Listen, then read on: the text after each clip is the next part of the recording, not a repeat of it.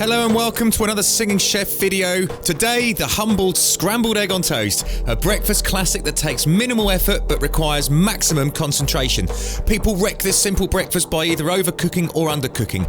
I will show you the correct way and also a simple but effective way to toast a perfect bread slice to accompany. Let's cook!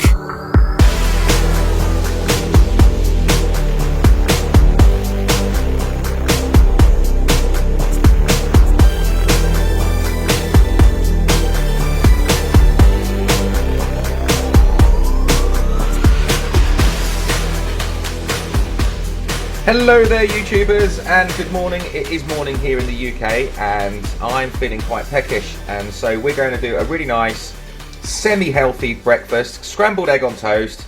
It's an easy thing to get wrong if you don't know like a few little rules of thumb. We've got a few little optional extras we're going to incorporate in this particular dish, and it all starts with a little bit of butter in a pan. Okay, I'm using a really nice shallow non-stick fry pan. Okay, some people use a saucepan for this, but I find that using a shallow fry pan you get way better results. So I've just melted, well, it's actually already melted for me actually because it's quite warm here.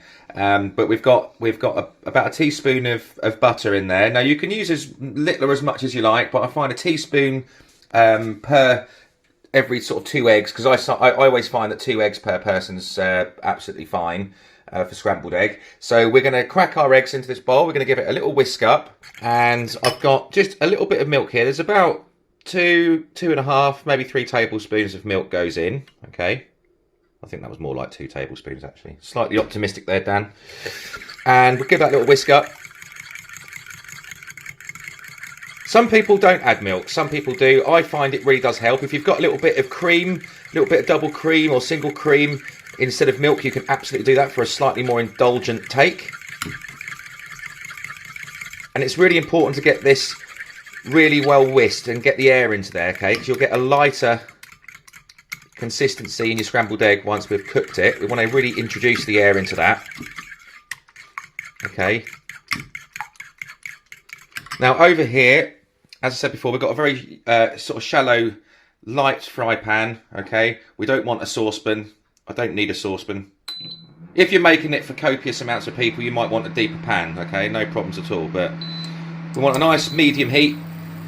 I've got a char pan over here, which I'm going to get on to a nice medium heat, because I'm going to toast a really nice slice of bread in here, and I find that charring it on the grill pan, not only it looks nice, okay, because it just adds a little bit of presentation, you get the nice bar marks on the bread, but also those bar marks are flavour, okay? You get those lovely little charry sort of bits on the bread, and it really does work really well. So we're just going to let our pan heat up for another sort of 30 seconds. We're going to get the egg mixture in there.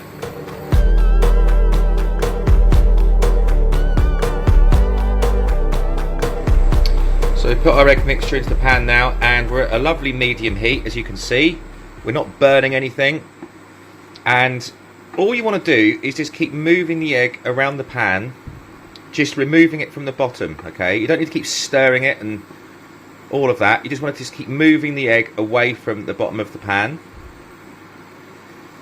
And what you end up with is not all these little bits, because a lot of people over stir it and mess around with it too much. Okay, just want to just keep moving it around, and look at how lovely the consistency is. You can see this is going to be absolutely incredible.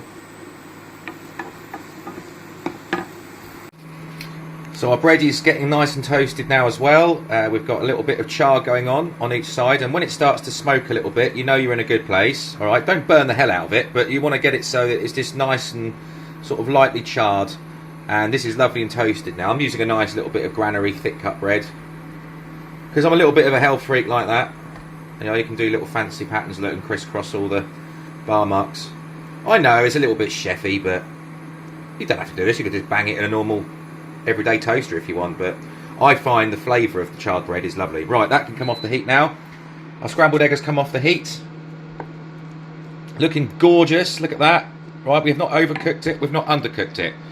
So just lightly buttered that piece of toast, and we're now going to get our egg served up onto our toast like that. And now we're just going to put a few little bits and pieces on here. These are just my personal preference. I highly recommend that we always go a little bit of freshly cracked black pepper. Pepper and eggs go really well. I've got some chili powder here. I find that really adds a beautiful little zing. You know, don't make it so it burns your bloody brains out, but I find just a very light dusting, absolutely gorgeous, and just a few very, very, very finely sliced scallions, just more for garnish, really. And there you go. That is my take on a perfect scrambled egg. Okay, try it yourself. Follow the instructions in this video. Follow the steps, and I promise you, every single time you'll get perfect scrambled egg.